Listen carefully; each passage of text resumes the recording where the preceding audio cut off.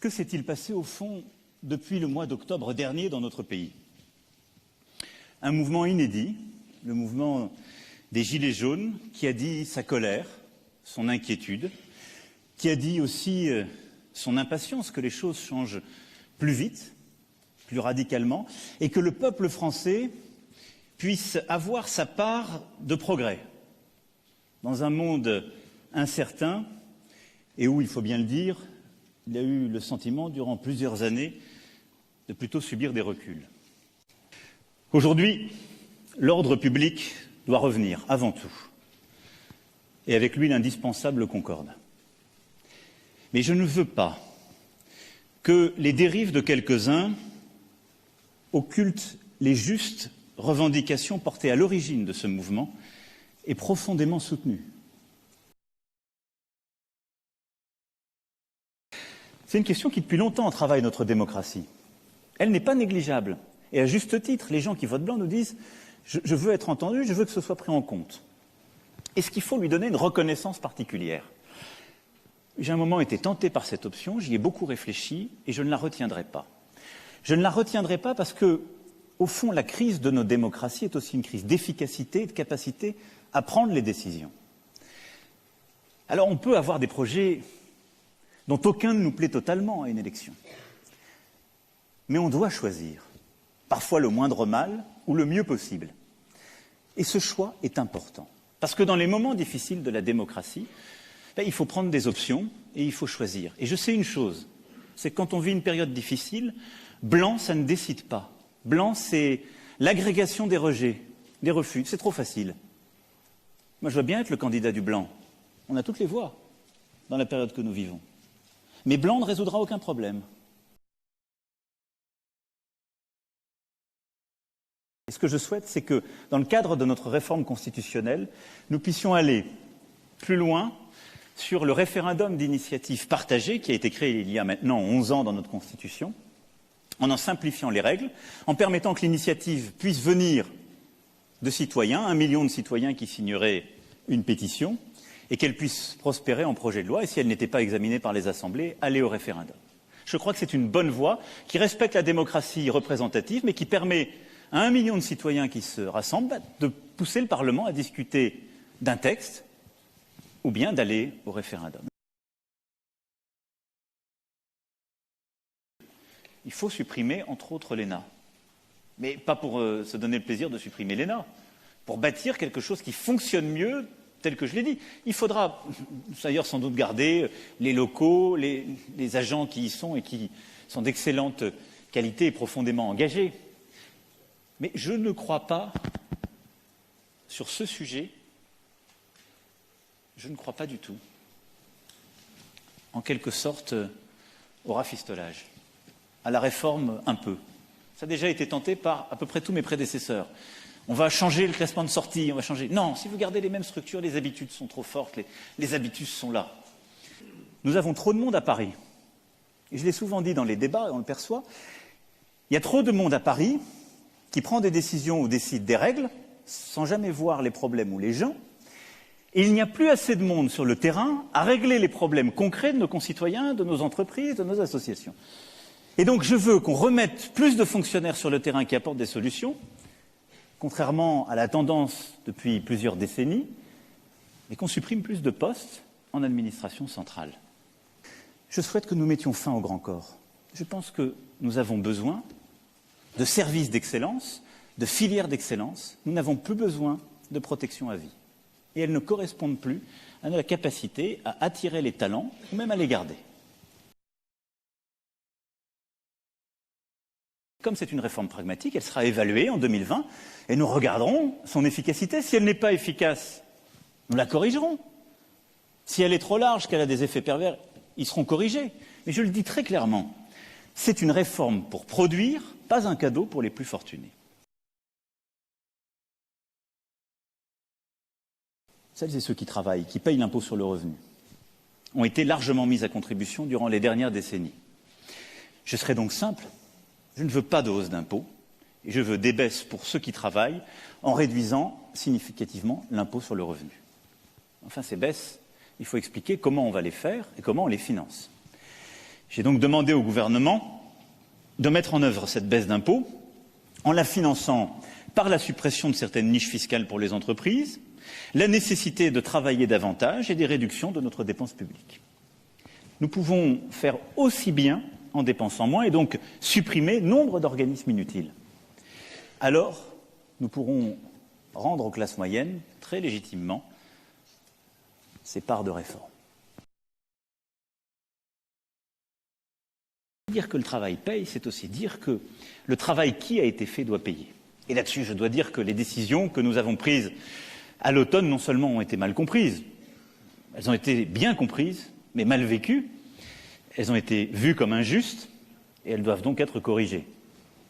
C'est pourquoi, au 1er janvier prochain, je souhaite que nous réindexions les retraites de moins de 2 000 € et qu'il n'y ait plus de sous-indexation de quelque retraite que ce soit à partir de l'année 2021.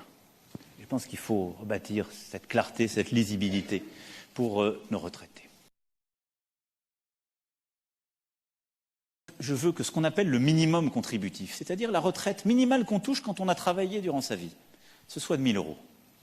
Et donc si on fait cette réforme qui dégagera des économies, on doit pouvoir faire pour toutes celles et ceux qui entrent à la retraite aussi la réforme qui fait qu'ils auront 1 000 € quand ils ont contribué.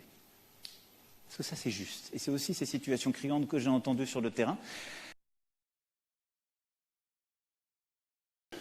Je veux que nous mettions en place un conseil de défense écologique qui réunira le Premier ministre, les principaux ministres chargés de cette transition, les grands opérateurs de l'État, que je présiderai de manière régulière pour à la fois prendre les choix stratégiques et mettre au cœur de toutes nos politiques cette urgence climatique et m'assurer du suivi dans tous les champs ministériels lorsqu'une orientation est prise. Enfin, la réussite de cette transition, elle passe par notre ambition européenne, c'est-à-dire notre capacité à défendre au niveau européen, enfin, à obtenir un prix minimum du carbone, une taxe carbone aux frontières et une finance verte plus ambitieuse.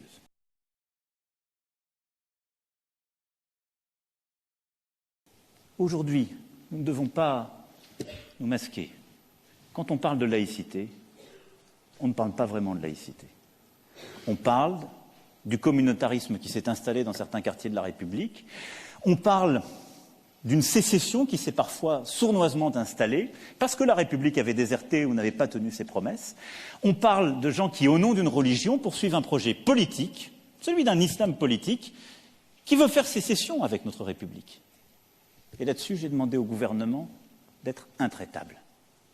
Nous avons commencé à le faire avec une politique ambitieuse de reconquête républicaine dans plusieurs quartiers. Je souhaite que nous allions plus loin, en renforçant le contrôle sur les financements venant de l'étranger, en étant beaucoup plus durs à l'égard de toutes les formes de cet islamisme politique, de ce communautarisme, de cette sécession au sein de notre République. Parce que c'est une menace sur la capacité à tenir la nation ensemble. Est-ce qu'il faut revenir sur des jours fériés? Moi, je ne suis pas favorable à cette méthode. Je ne suis pas favorable parce qu'on a déjà essayé, parce que ça n'a pas très bien marché, parce que ce n'est pas clair, parce que c'est une complexité absolument abyssale pour tout le monde et parce que, à la fin, ça renvoie à des complexités, les entreprises ne le font pas de la même manière, il faut que ce soit optionnel. Nous adorons les débats, moi aussi, mais si on pouvait s'économiser en plus le débat de savoir quel jour férié on choisit, ce serait formidable. Je ne crois pas que ce soit le plus efficace.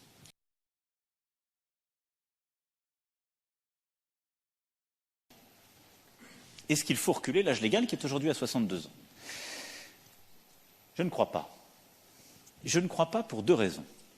La première, elle est un peu directe, c'est que je me suis engagé à ne pas le faire.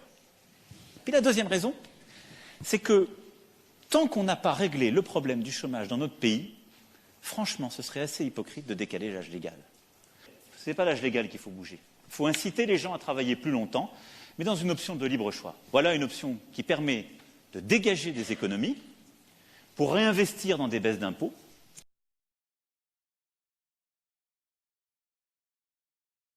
Il y a l'Assemblée et le Sénat. Le Sénat a déjà une dose de proportionnelle. Je pense qu'il faut, dans les deux assemblées, l'accroître.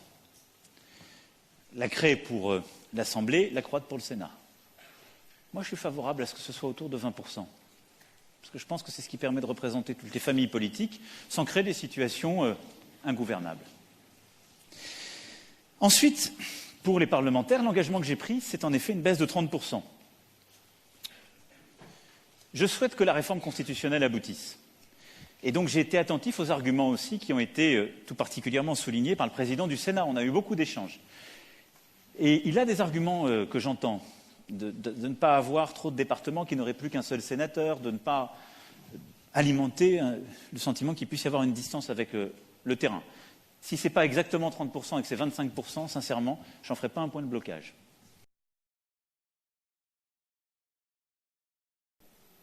Mais je pense que ce serait indécent de parler de ça. La question, c'est de savoir comment on réussit aujourd'hui. Je me fiche de la prochaine élection. Je veux réussir furieusement, passionnément, ce mandat. Je veux le réussir. Et pour le réussir, je dois assumer, sans doute, de prendre d'autres décisions qui seront impopulaires ou difficiles. Et je veux pouvoir l'assumer. Pour le réussir, je devrais prendre des risques, à coup sûr. Et je veux pouvoir les prendre. Parce que je veux réussir ce mandat, parce que je veux que notre pays réussisse, parce qu'il le mérite, parce que je l'aime plus que tout. Donc parce que je veux prendre ces risques, parce que je veux prendre cette part de décision, ça n'est pas aujourd'hui du tout mon sujet. Maintenant, si je voulais parfaitement vous rassurer, je vous dirais qu'il y a 5 ans, ce n'était pas non plus du tout mon sujet.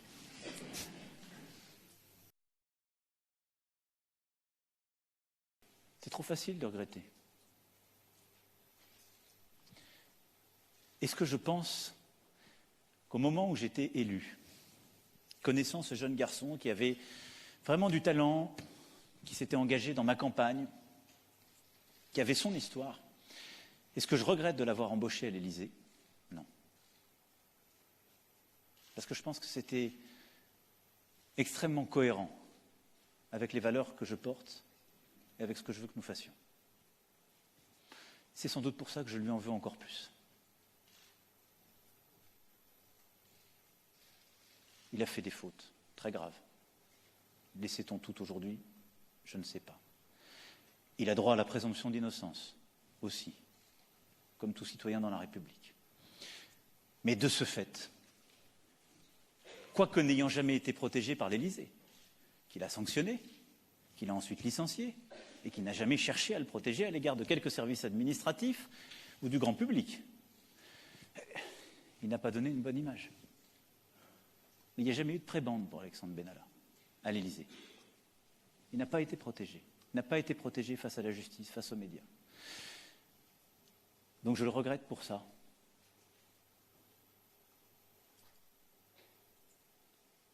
Mais je ne regrette pas les choix faits à d'autres moments, parce que je ne savais pas tout. Et quand vous décidez d'employer quelqu'un, il y a une part de risque, la responsabilité qui va avec. C'est ma part de responsabilité.